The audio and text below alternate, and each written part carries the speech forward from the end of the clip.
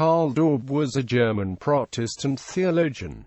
He was born at Kassel. He studied philosophy, philology and theology at Marburg in 1786, and eventually became professor ordinarius of theology at the University of Heidelberg, where he remained until his death. He became rector of the university in 1816 and 1824.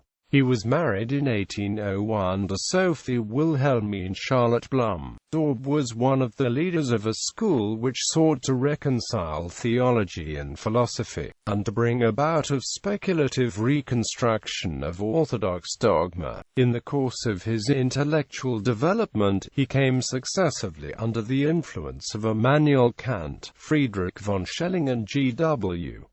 Hegel, and on account of the different phases through which he passed, he was called the Talleyrand of German thought. There was one great defect in his speculative theology: he ignored historical criticism. His purpose was, as Otto Pfleiderer says, to connect the metaphysical ideas which had been arrived at by means of philosophical dialectic directly with the persons and events of the gospel narratives, thus raising these above the region of ordinary experience into that of the supernatural, and regarding the most absurd assertions as philosophically justified. Daub had become so hopelessly addicted to this perverse principle that he deduced not only Jesus as the embodiment of the philosophical idea of the union of God and man, but also Judas Iscariot as the embodiment of the idea of a rival God, or Satan. The three stages in Daub's development are clearly marked in his writings.